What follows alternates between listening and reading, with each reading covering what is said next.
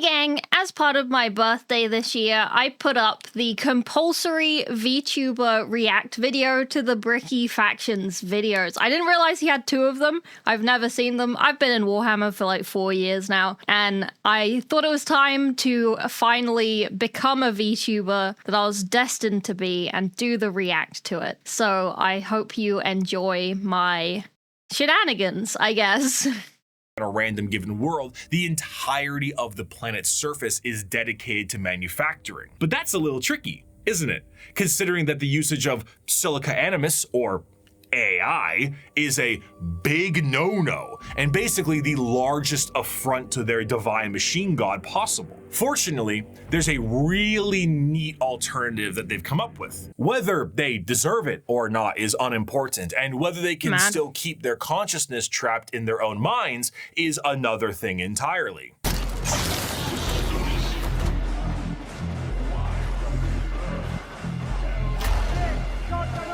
I do like that in Dark Tide. I thought that was a really nice little thing. An excerpt from the Servitor creation factories. Naked human beings were standing in a switch-packed line between high fences. The manufactorum produced servitors, but it was more akin to an abattoir than a workshop.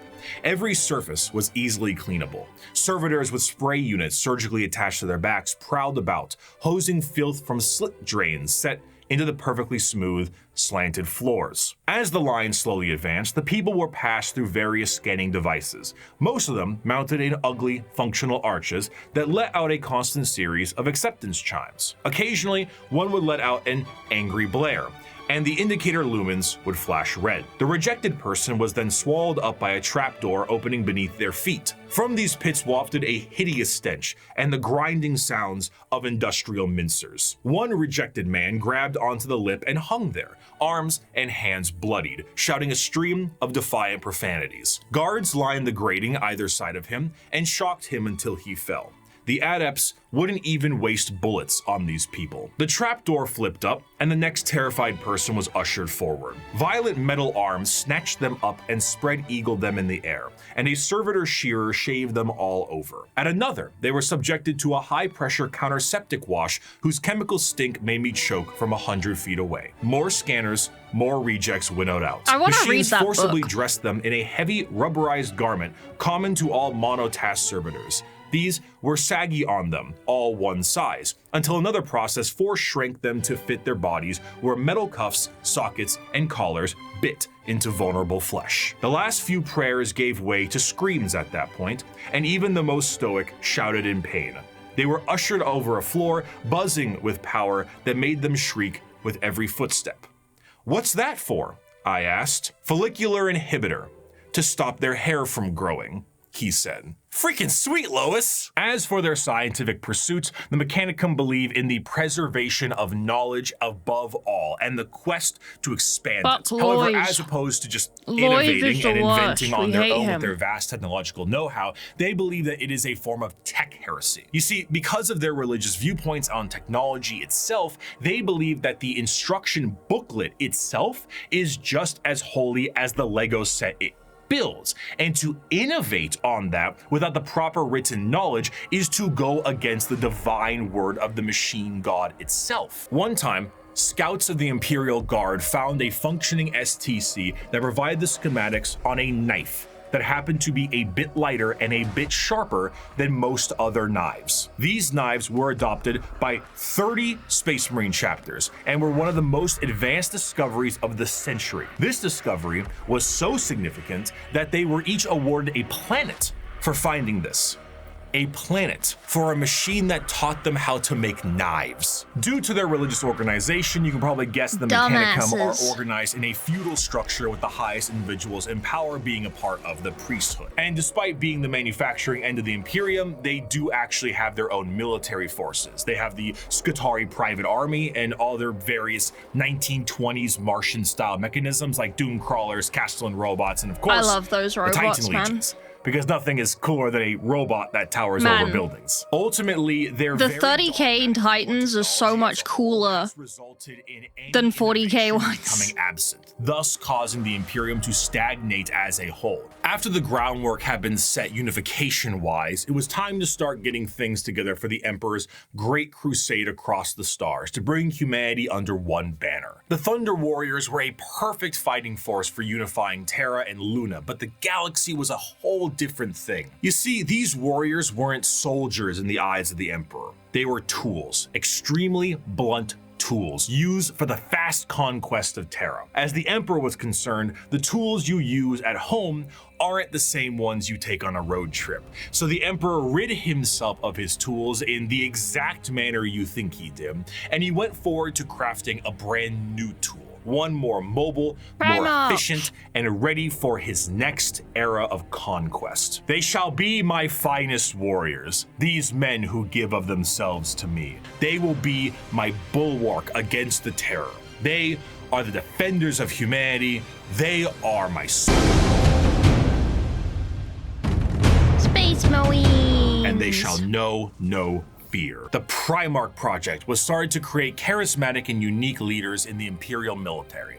The diversity of these eventual leaders meant that each one could be specialized for certain circumstances across the galaxy. Depending on the type of conflict, one leader might be better than the other. So instead of forcing one leader to acclimate to a situation directly, you say? it That's would what be I better meant. to send a specialized look, it's leader and Sanguinius. force It's to that handle dead it. guy. In order to do this, the Emperor used his genetic know-how and maybe a little bit of that forbidden stuff to create these genetically perfect gene fathers, and they go as follows in order. Lionel Johnson, Fulgrim, Percherabo, Jagatai Khan, Lehman Russ, Rogel Dorn, Conrad Kurz, Sanguinius, Ferris Manus, Angron, Robute Gilliman, Mortarion, Magnus the Red, Horus Lupercal, Lorgar Aurelian, Vulcan, Corvus Corax, and Alfarius and Omegon. Before the Primarchs were ready to go, an intervention by the gods of chaos prevented his plan from being completed as intended. Though the sources vary, the ultimate result of the Chaos God intervention was that all of the Emperor's tools were scattered throughout the galaxy at unknown places and times. Each one of his sons ended up in a completely different world, and instead of being able to directly influence their upbringing, these children were instead forced to experience the unique nature of their respective homeworlds. Some had a great time and lived in general luxury.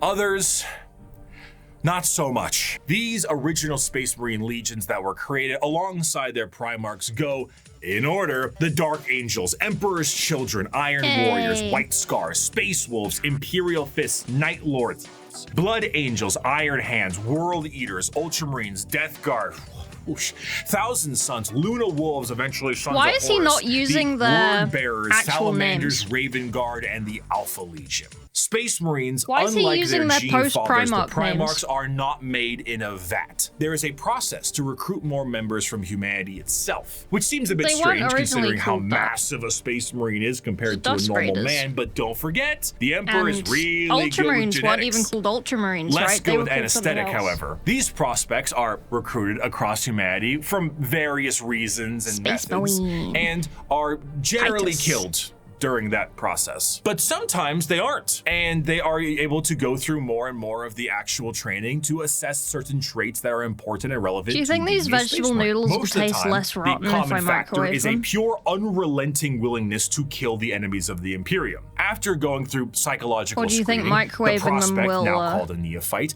goes under the make knife it more to become a noticeable? Space Marine. I don't know, it's misinformation if he's saying that they're the original chapters, because that's not their names. Well, actually, the original chapters were not called the Dark Angels and the Death Guard, etc. in the Ultramarines. They were actually called the Dusk Raiders and the Uncrowned Princes, the Warborn. He's wrong. He's wrong, actually. He's wrong. He's wrong. They didn't get those names until afterwards, after they got their Primarchs back. in space, the ability to spit acid, a gland that allows you to absorb the unique genetic makeup from the gene seed in the first place, and a straight-up carapace that allows the Space Marine to interface with their power armor directly. Quite often, these are put inside of you at dubious levels of mental alertness. I always call them legions, and everyone's like, well, actually, they're chapters, and it's like, fuck you, they're legions. Into the faith of the Imperium, and a bit more training and other important manners, they can finally be welcomed as a fully fledged Space Marine. A Space Marine is quite literally a walking tank that is armed to the teeth. Two of the more iconic weapons held by a Space Marine are their bolt gun, which fires explosive shells the size of soda cans, and a chain sword, which is... The Space Marine is clad in a colorful carapace known as power armor, crafted from extremely heavy and durable ceramite, but allows them to gain certain traits from their forefathers. Everything from I love those Grey Knight helmets, man. They're so physical appearance once it's been implanted. The gene seed can be the personality of an entire Space Marine. Take the salamanders, for example. Salamanders have a predisposition to fire as a whole and tend to be extremely... If you want to learn how to paint salamanders, I have a painting tutorial for heavy metal salamanders over on my painting channel. You should go watch it, TY. I'll link it. I'll link it here if I remember. Large due to the size of their Primarch, Vulcan, and his enormous stature. Whereas someone like Sanguinius, Primarch of the Blood Angels, share more vampiric features and more angel-like qualities. Dead. A gene seed is not just aspects of the Primarchs, but they are also flaws too. Then you meet Dante, or Bjorn, or Argel Tal, or Karn, or Lucius, or Erebus. And then you discover the wealth of these characters and tools of war you can have. We are indeed the Angels of Death. Despite being the poster children for Warhammer 40K as a whole, the presence of a Space Marine is a rare sight for the countless trillions of humans across the galaxy. Seeing one of these monstrosities is like seeing something akin to an angel sent by the Emperor himself. These Angels of Death are the essential fighting force to bring humanity back under the unified banner of the Imperium. Yet ultimately, the Space Marines are individuals torn from their families and conscripted to genetic modification and lifelong service for the Spoilers, in Plague Wars, Plagui Wars, if you will, there is a Ultramarine in that book who gets sent to work with the Nova Marines, so he becomes a Nova Marine. And he tells his story about how he was chosen to be a Space Marine. And he's literally like, yeah, I was looking at some fruit in a market on a street, and I just got yoinked. My parents don't know where I went. They probably didn't tell my parents anything. They probably didn't even go and find my parents. They just took me. And now I'm here, and they put me through all of this horrible training. And now I'm here. And it was like, goddamn, the fuck? Imperium. And though they are held in an almost holy light, shout out Justinian Paris and beyond the people they are designed to serve. Once designed as the protectors of humanity, they seldom view humanity as something worth saving. Warp travel is handled by a navigator, which is an abhuman. It's a mutated human, don't worry about it. And they have a gene that gives them a third eye and the ability to help steer the ship through the warp, which, as we know, is hell itself and unreality. Now, this might sound exceptionally dangerous, and that's because it is. Now, the ship does have protection in the form of a Geller field, though. Originally, I assumed the Geller field is what you think it is, a large force field stopping all manner of horrible things, like demons from the warp tearing apart your ship. How wrong I was, though. So space travel through the warp basically involves riding on the Sea of Souls. Hell is real and you can surf on it. So you allow the current to carry you and the navigator to direct. But how can a current of souls and unreality carry you when it doesn't obey the laws of physics, time, or, again, reality? What a Geller field is not a force field, but a comatose imperial psyker dreaming of reality. It is not a bubble. It is a force of reality being projected by mutant sleeping beauty to counteract the unreality of the warp that you can then surf on. This, of course, is not a foolproof method of travel, and Geller fields can and do collapse fairly regularly. So in Rogue Trader, your navigator that you go and get, that lady, I can't remember her name. She's pretty cool though, and everyone wants to bang her. She does it via, so different navigators have different ways of doing this. They're not all like unconscious, asleep, blah, blah, blah. They all have their different ways of doing it. And some of them are very like same, but like, so Cassie in Rogue Trader, Ragui Trader, if you will, she basically paints pictures. She does the Dark Souls, like, painted world of Arandal type thing, where she paints using her third eye to guide the ship and to protect the ship. I think that's very cool. Regularly, being subjected to the warp itself without this Geller field is a terrifying prospect. In the best case scenario, your ship will be torn to shreds, but there are countless instances of ships being thrown out of the warp randomly throughout time itself. While the is not a specific faction of the Imperium, in the same sense and format of this video, it is what shepherds around the entirety of its armed forces. Okay, that was pretty funny. Every Space Marine Primarch had a flagship, Abelard, no and every rations, strike cruiser research. and Fuck battle barge has Abelard. a story to tell. But if there is a single thing that the Shield of the Navy does the best, it is to help support and supply the monumental forces of the Imperium. The hammer of the Emperor himself, the uncountable men and women of the... I don't care if these things have adapted to resist our las guns. If we can't kill them with our rifles, then we'll kill them with heavy bolters. And if we can't kill them with heavy weapons, we'll use grenades. And if grenades don't work, then we'll fight them with our swords and our knives and our bare hands. We'll drown them in our blood. Though the Space Marines take the glory and stand as the visual Crimson representation Fist. of the Imperium, their numbers are dramatically thin and specialized in comparison. Seldom do members of the Astra Militarum get old or retire, and those that do are truly to be feared. There's an old saying that the average lifespan of a guardsman is about 15 hours from deployment, and considering the sheer number of guardsmen out there in any given battle, that number is probably accurate. When several million of your pool of guardsmen die within the first few hours of combat because the orcs threw a moon at you, it can really screw the numbers. But other notable guard factions include the gas mask-clad Death Corps of Krieg, the Rambo level of Catachan Jungle Fighters, and the Iron-Willed Mordian Iron Guard. This also helps them specialize against individual types of enemies. The Indigan Prefects are a special guard regiment that came from a planet whose planetary governor, the leader of the planet, thought it was fun to collect exotic animals, which then crossbreed and then became the giant freight train-sized monsters destroying the planet. So the Indigan Prefects are specialized for big monsters. Hello, Tyranids. Commissars are there to make sure that the members of the regiment continue to fight to the bitter end. Where are the If a soldier does not meet the Volstorians? standards of the Commissar, the solution is simple. There are trillions of other soldiers out there. We don't really need you. Combat fatigue? Headshot. Concerns about the conflict? Headshot. Bold. Fleeing the battlefield?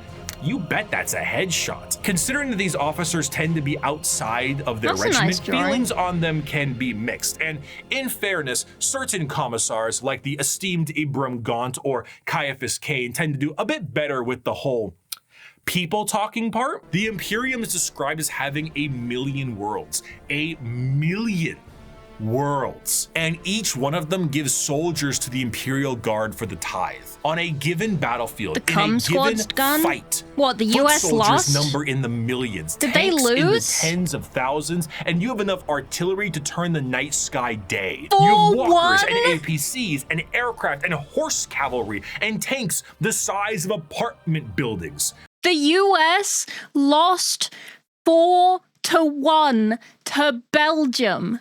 To Belgium. And they cheated. The fuck? How'd you lose to Belgium? By being the US. God damn.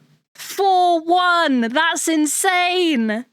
That's actually insane. That's actually insane. That's mad. So now, okay, so then it's Spain versus Belgium, Norway versus England, France versus Morocco. And then we've still got we've still got Switzerland, Colombia, and Argentina, Egypt to go. God damn, man. God damn. Bet's a bet. Thank you for the £10 super chat. Shades. Cum squad all eliminated. Yeah. About cheating. Donald Trump rung up FIFA and asked them to renounce the red card that one of the US players had. And they didn't. The fuck you mean how the US lost? I know. I was expecting them to lose, but I wasn't expecting 4-1. God damn. I don't even care about football, but god damn, 4-1? That's insane. That's steamrolled. Steamrolled. That's hilarious. Sorry, carry on. Living wall of guns. These machines, over the thousands of years, would eventually be known as Noble Knight Houses. He must be humble of heart, strong of arm, be savage in war, loyal to hearth, and follow deeds of glory. He must keep honor with all, banish cowardice from his doings, and bring his house no shame. The AdMech were able to secure more worlds for mining resources and potentially long-lost... How a knight's gonna fit in Darktide? Okay, so there have been a few... You know how some items, or every item, has flavor text in Darktide? A few of the items from the previous update, before Skitari, included some things about a lost knight household in the Mobian wastes on the front line somewhere. And so far in the story of Darktide, we have this progression to the outskirts of the Hive City of Itoma, and then into No Man's Land, and then into expeditions, into the wastes. And then there's also, along with those flavor texts on those customizations, there is also Knight Drago, which is a tank, right? He's not a tank. He's the guy who stands in the top of the tank going like, way, and it's like, knight, which kind of implies that, I don't know, I mean, it might just be a rank, but like, it kind of implies that like there's something, it's a little foreshadowing, you know? Little foreshadowing of knights, in my opinion. So I reckon, much like in Space Marine 1, where we had that mission where we found a princeps in a Titan and we turned on the Titan and fought alongside it for a little while. I reckon we're going to get a mission or Chaos Wastes where part of the Chaos Wastes is, or at least something you can do in the Chaos Wastes, is escort a knight that you find, or at least find lost technology of a fallen knight household that you can then use to further your Chaos Waste adventure. There you go. STC information, and the noble houses were provided with technological know-how and modifications from the AdMech themselves. The suits became more and more specialized, and their history as mere pieces of equipment were lost to time. What was once a tractor became a killdozer, and the Imperial Knights were born. And when it comes to their looks, the most common pattern across the Imperium is the Questoris pattern, and is honestly the one you're probably thinking about right now. But there are also smaller versions like Armigers and bigger ones known as the Dominus. As for a loadout, these guys are essentially a violent Mr. Potato Head. Battle cannons, Gatling cannons, heavy flamers, thermal cannons, up close and personal. How about a gigantic chainsword or a straight up gauntlet? And for that empty spot up top, screw it. More autocannons, maybe add some missiles. Whatever you can do to make it as over the top as possible, you gotta do it. A squire serves a knight serves a lord serves a baron, and a baron serves a monarch. So who does the monarch serve? He serves every subject, from the rudest serf to the members of the court. Chivalric fealty, when ideally practiced, is not a pyramid, but a circle. Ironically, on the surface, a demon cannon? Isn't that for Chaos Knights?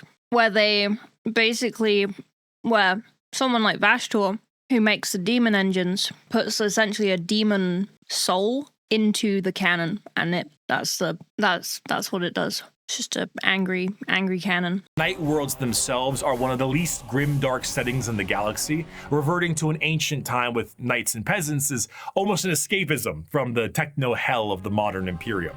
Some of these humans evolved over thousands of years to adapt to these areas, and they were known as abhumans. Many abhumans found their way into the Imperial Guard or other lesser positions in the Imperium if they were not wiped out immediately for being too different from their human counterparts. But their abilities and appearance vary from planet to planet, and one particular group of abhumans have made quite a name for themselves in the center of the galaxy. The origins of what will be known as the kin start at some point during the Dark Age technology. Whenever one of them would die, they would know that that sucker would need to be uploaded to the machines like their forefathers did. But the original purpose of these machines was lost to time. What was once a technical resource for them turned into a ritual known as joining the ancestors. And Sentient, the fact that they were hostile clones nebula, at this point meant that the same copy of the same individual would be uploaded countlessly. The sheer overuse of these computers and the repeated uploading of redundant data has turned these once powerful supercomputers into your DK parents' computer yeah. after you installed LimeWire on it, and whose 50 Google Chrome tabs definitely contain information they will return to one day. So much corruption that these computers began to develop the makings of a personality of their own. These would be known as the Votar, and the kin, this dwarf-like abhuman of humanity. The kin, much like the dwarves of fantasy, exists nowadays as a mercantile species that constantly work to mine and manufacture. However, I their really like the Necromunda ones. Dangerous. They're kind of The biggest crimes a kin can face are being lazy, unproductive, and breaking a contract. As the Great Crusade continued, humanity would find their missing Primarchs, re-establish the locations of all of their various worlds, and finally reclaim what the Emperor was always hoping for. But eventually, all the Emperor sought to build would be his undoing. His original attempt to have all of the Primarchs lead his great armies and usher humanity into the better ages would end up crumbling down. And we will learn about how the Imperium backslides and the horror of the modern day of 40K in part 2. I will see you very soon. Thank you so much for watching. This was like 2 hours. Man. Okay, we're gonna do the other one, but I hope you enjoyed the reaction, I guess. But yeah, thank you for watching. I have a painting channel. I have a gaming channel. I do Warhammer stuff. Come hang out. All right, see ya, TYTY. Thank you for watching. Bye-bye.